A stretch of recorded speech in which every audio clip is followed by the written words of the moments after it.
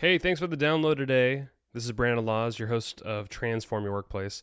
Today's episode is brought to you by Xenium HR. Learn more about Xenium and the complete HR plus payroll solution at xeniumhr.com. Today's guest is Jackie Insinger. She's the author of Spark Brilliance, How the Science of Positive Psychology Will Ignite, Engage, and Transform Your Team. And this fits perfectly with the theme of our podcast, Transform Your Workplace, because we're talking about positive psychology and how when leaders practice positive psychology, it's truly transformational. It sparks growth, innovation, and it sparks brilliance inside of the people within the organization. I think you're really going to enjoy this conversation with Jackie. I'm a huge fan of positive psychology, and I think that will come through in this episode today. Enjoy, and I'll talk to you next week. We got lots of good stuff coming.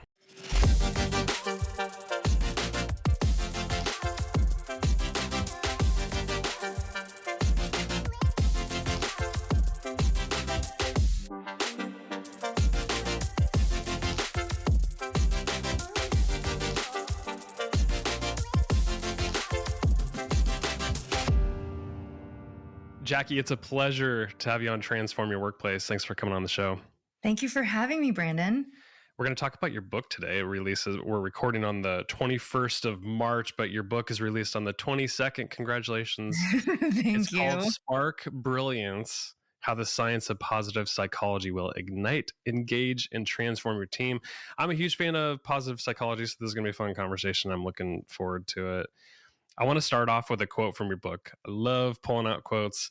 You said, when it comes to your mindset, the absence of sadness doesn't equal happiness. When it comes to your team, the absence of poor performance doesn't equal great performance. Neutral is merely the starting point where great things become possible, not the final destination.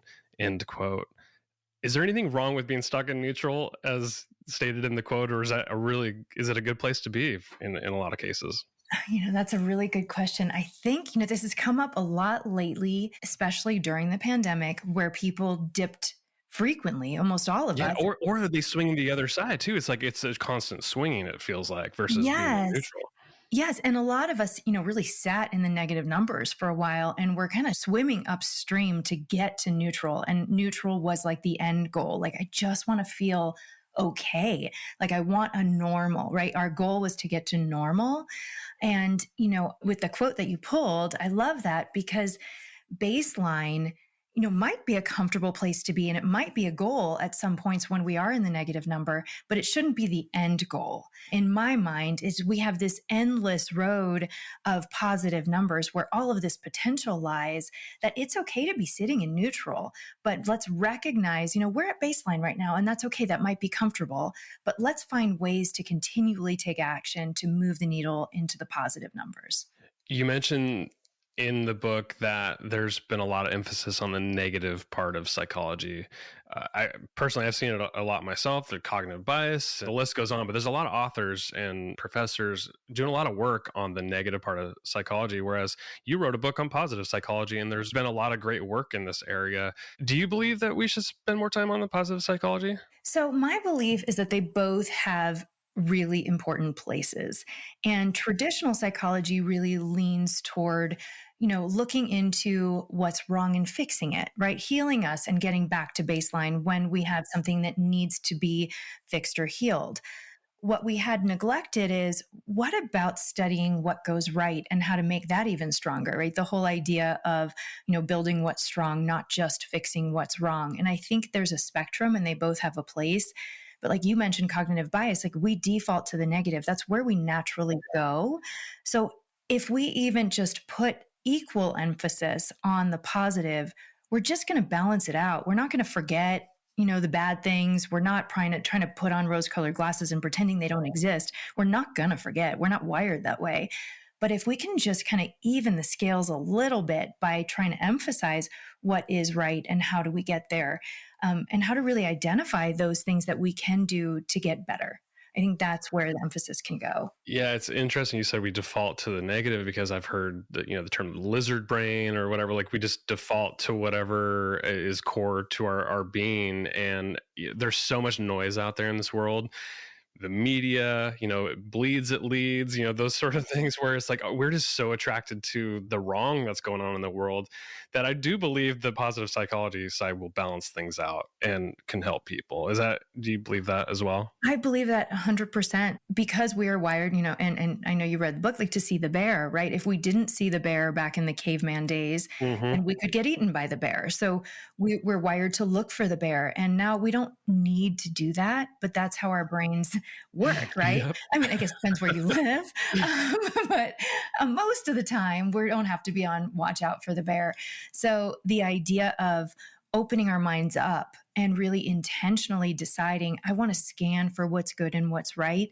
And the more we scan for it, the more we notice it, the more we see it, the more we experience it. So we can control how we tip those scales for ourselves. How long has positive psychology been an area of study? Maybe who are some of the first people that started looking into this, and who inspired you to write a book and study it?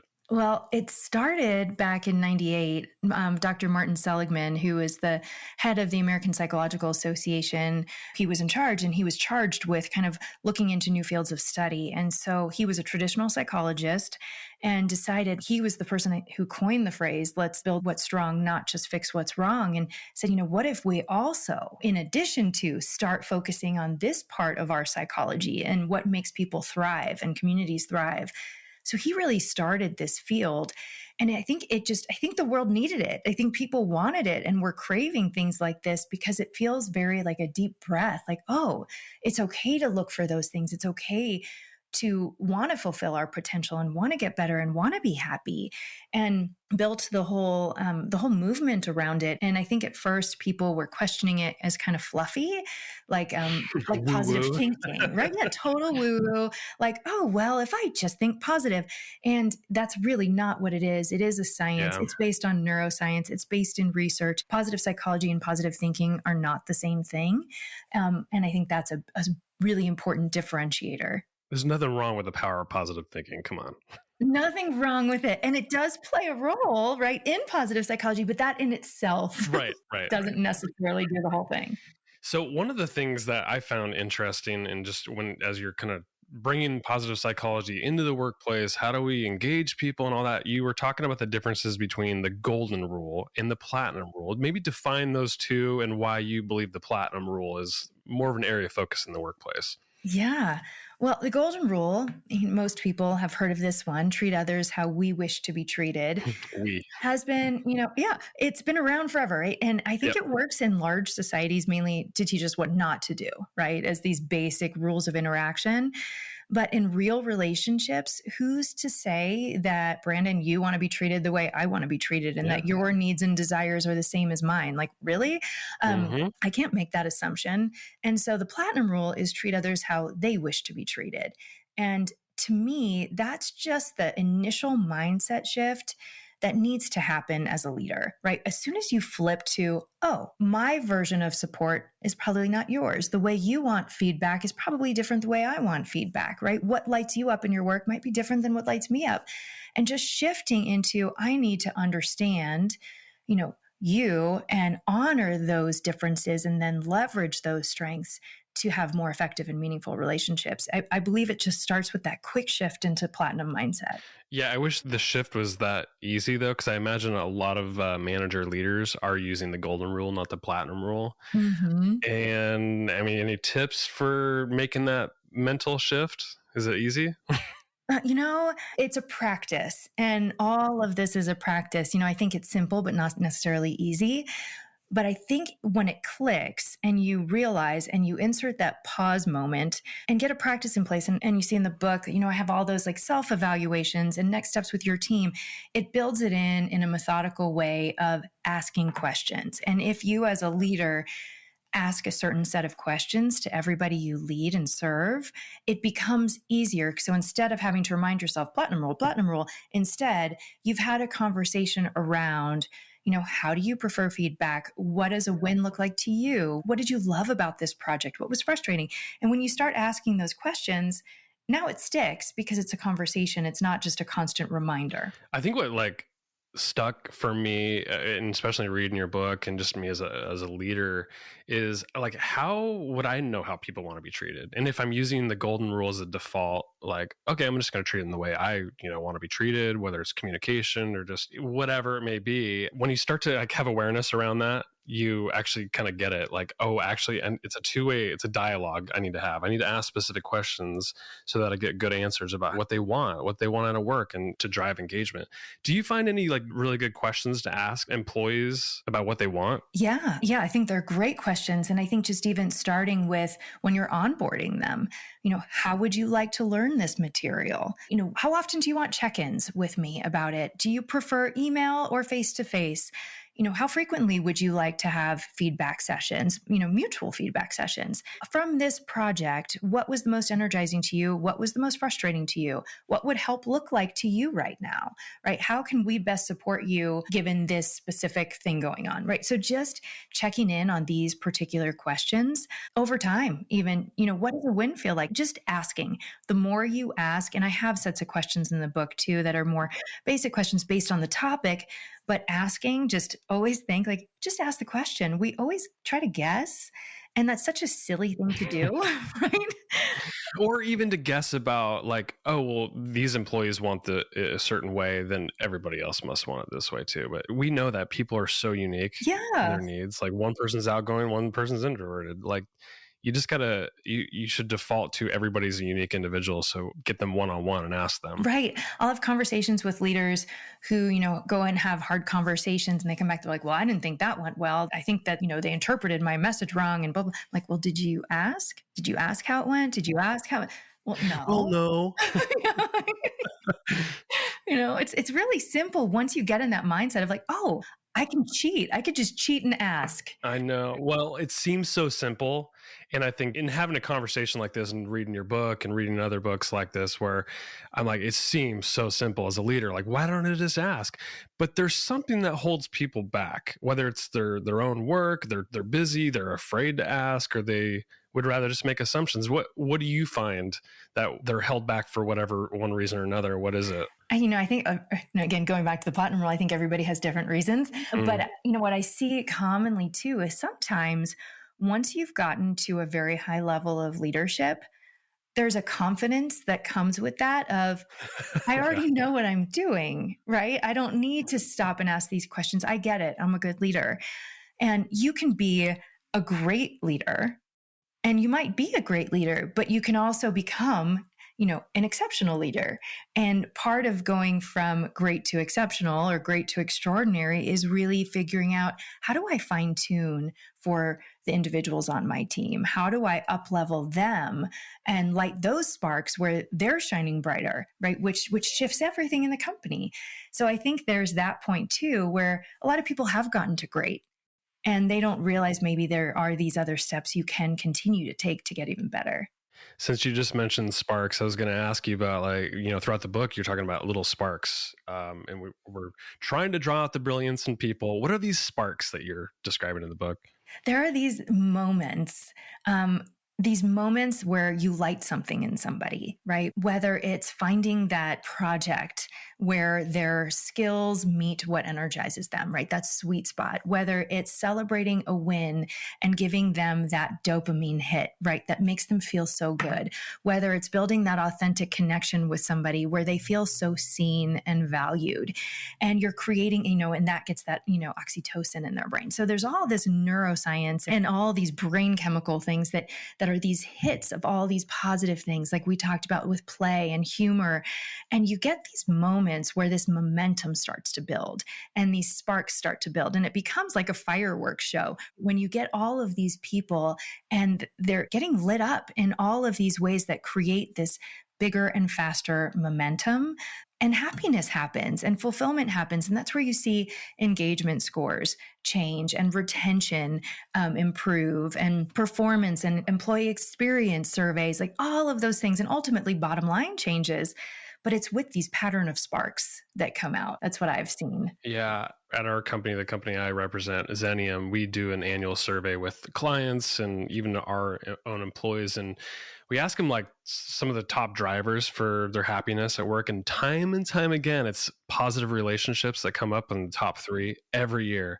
And that just leads me to believe, I mean, even after reading your book, connection and relationships are really important. And the last couple of years have been pretty weird, I think, for a lot, because we're in silos. Some people are working from home, and we're just, trying to keep our distance. In your opinion, how do we connect more at work in a meaningful way? Because if we know that it drives engagement, people are happier, what can we do to bring people together? Yeah, I think that's such an important question right now. And to your point with the research around it, the longest study in history, the big Harvard ongoing longevity study showed, I think they've been doing it for over 80 years. There's 3 people in charge of the study. The number one factor for happiness and long-term success is the relationships we build over anything else.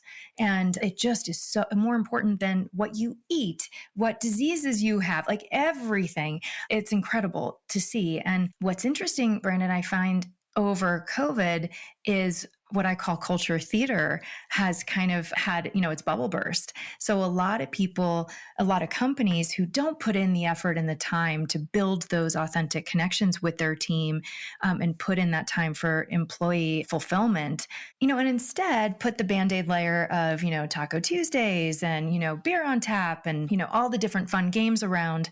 What happened is as soon as everybody went remote, those cover-ups disappeared, and you actually see in a raw form which companies put in that effort for that real connection and real employee value over others. If you have those perks in addition to the other, great, that's awesome. But standing alone, I think those just showed, you could see which companies had put in the effort and which didn't. And what I love is so many clients showed up as through this time of, we need this more than ever. This is so important. And we're seeing people drop off if they don't have that. And what do we do? And, I really believe showing up authentically as a leader is the number one thing. And that builds trust, right? And trust is imperative. And when we can get that trust and that authenticity and build in that personalization of work, right? Because now that it's all blurred lines, especially if we're hybrid or remote still. Yeah. There is no difference, and we are who we are, and we're starting to show up authentically ourselves. And when that is valued and those relationships are formed, that's where you see that true connection and that true sense of community form, and people want to stay because relationships are so important. So putting in the effort to have the magic in the moments, not just in the meetings, I think is really important for all leaders to be focused on right now. Yeah. When you run across somebody who says like, I hate my job, is it because they hate the work itself, or is it all these other factors we're talking about, like psychological safety, connection, that contribute into like, I don't like my job now because the environment I'm in is causing me to be miserable, versus just, I'm in the wrong field, I need to move on? What do you find is more of the case? I think more of the case is the environment and the people. I mean, the number one factor for people to find satisfaction in their job is their direct manager. So that's the number one factor. They call it the vertical couple. So that's the number one factor that you find. If you have a really solid, positive connection with your leader, it changes the whole experience, right? So that's just the number one. It doesn't mean they're going to be happy with their work, but that is a really important factor. And then, the other ones all play a role. I do absolutely work with people who, they've climbed the ladder and they've worked really hard. And then they get to the top and they look around and they say, oh, I don't really like this view. Right. Yep. And, that's a very real thing. And then you evaluate and reflect back on what it is that does light you up. What is that spark, like we were just talking about? And how do I do more of that? It doesn't necessarily mean change your job. It means boost what you do, more of what you love, and figure what that looks like. But mostly what I find right now is it's about the connections, and it's about the relationship with your leader and your team. I'm so glad you said this, because I think the environment right now is a bit odd with the great resignation and just people leaving. I think a lot of employers are panicking that their employees are going to jump ship. But based on what you're saying right now, is if there are these little sparks that we can ignite our people, get them more engaged and happy, it is possible, and we're less likely to see a bunch of turnover. Yes. And, crazy stat, and I might get it a tiny bit wrong in the numbers, so I'm saying that in advance. It was of like 3 million people who left their jobs, when they were asked what would have gotten you to stay, it was something like 93 or 94% of people said if they had been offered professional development by their manager. Huh. Yeah. Yeah. I believe that. It's so like that's so easy, right? Like things like that, if you know that many people would have stayed. So just tuning in and being like, you're a real person. You have real goals. You have real interests and desires that you want to achieve. How do I help you get there? That's my job as your leader, right? It is. It is a job because like people, if they're not growing, they're sort of regressing, dying, whatever you want to say. Yeah. And people just want to move forward. They want to grow. And if leaders aren't giving people that opportunity, yeah, of course they're going to leave. Right. And I think, again, flipping the mindset of, oh, I have another responsibility. I have to have this career development. But you know what? It is your privilege and your opportunity as a leader to help grow the people that you serve. Like, what a cool thing that you get to do that with them and for them and help them achieve these goals.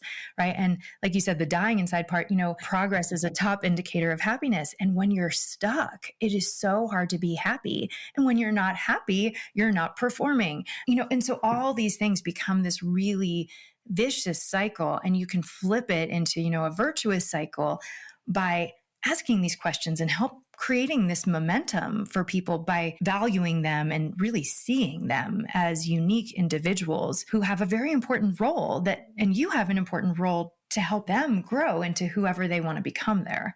You said in the book that trust doesn't happen by accident. And I fully agree with that. I think it's an intentional act.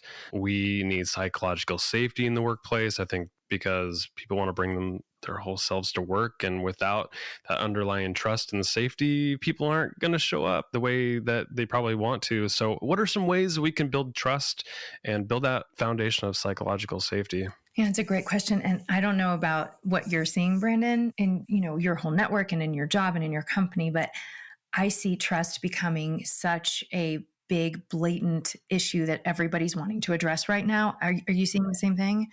I am. Yeah, absolutely.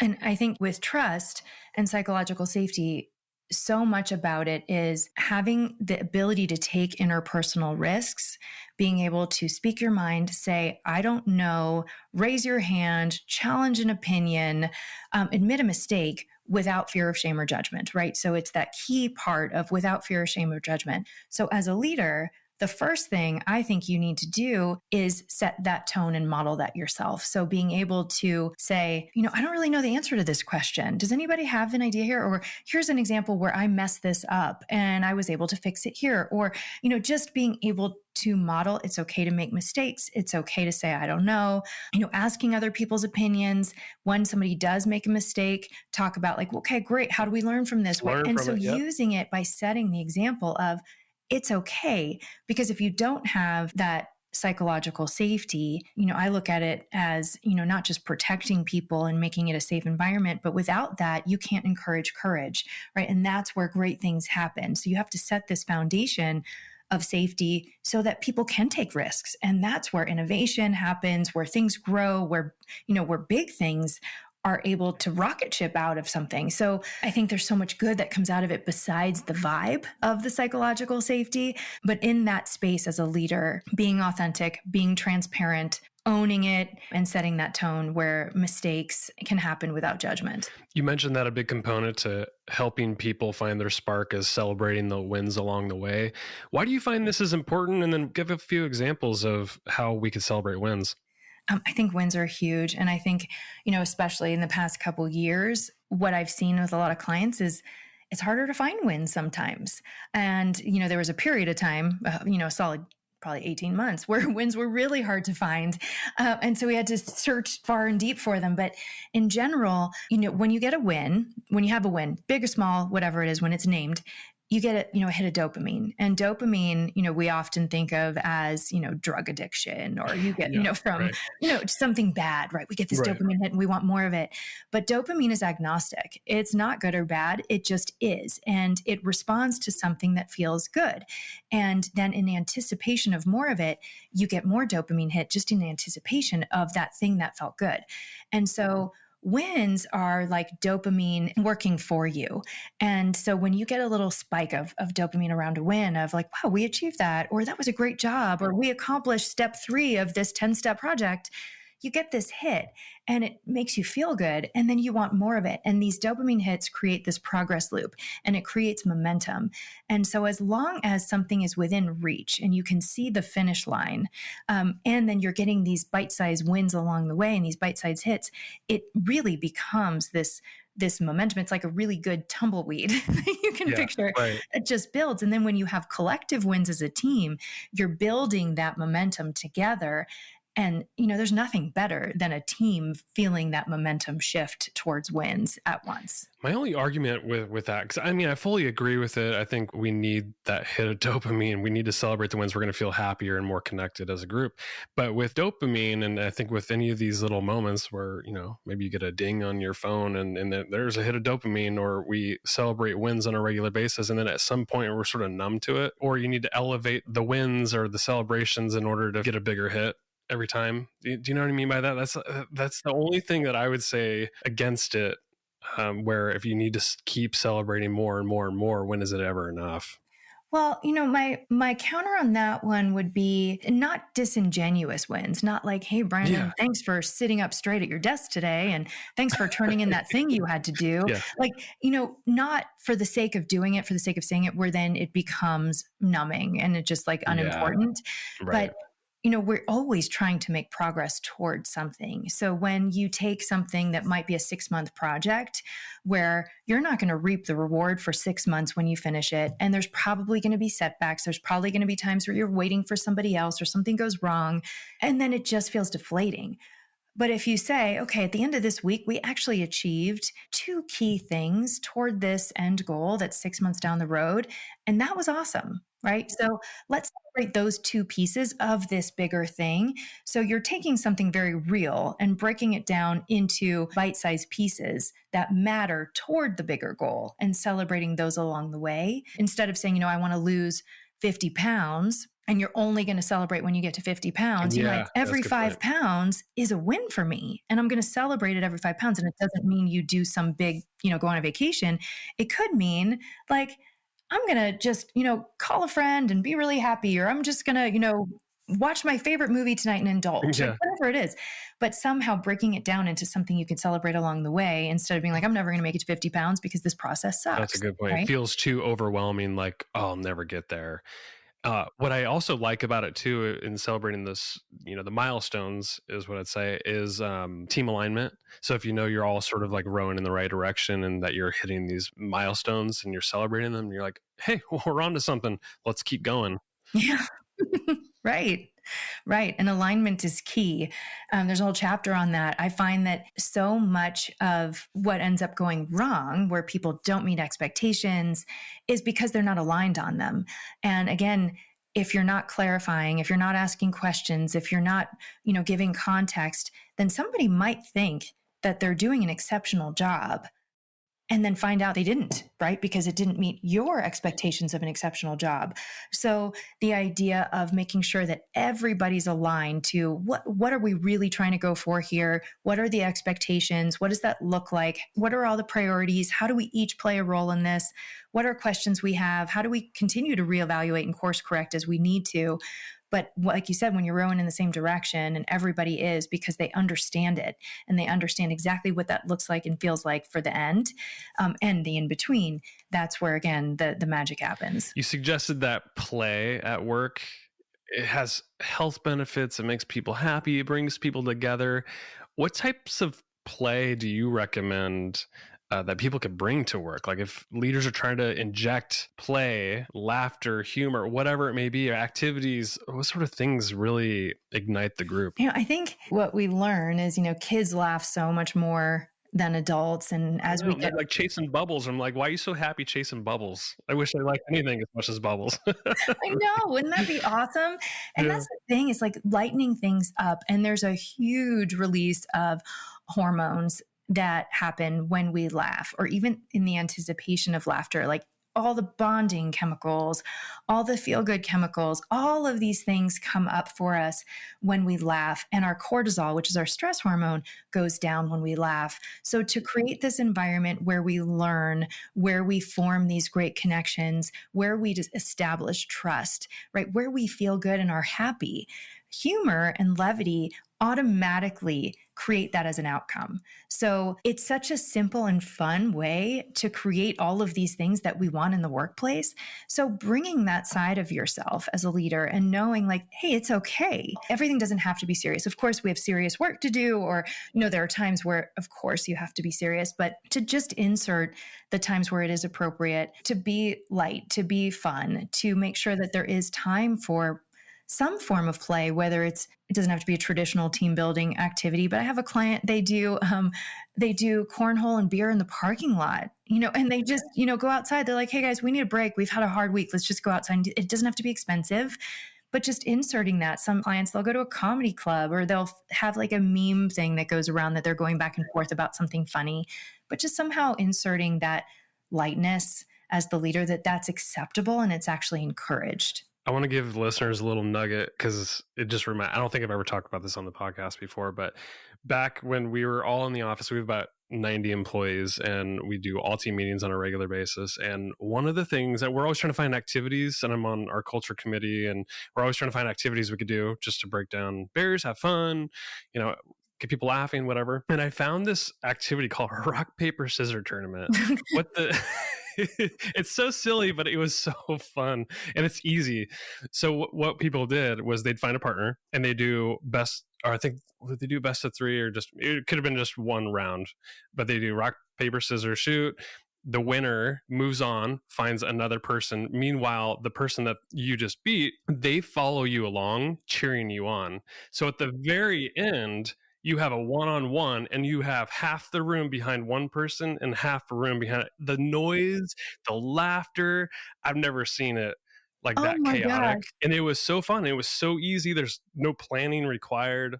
I recommend people do that because it was so fun, especially with a medium-sized group like that where we probably had 50 people in there at the time.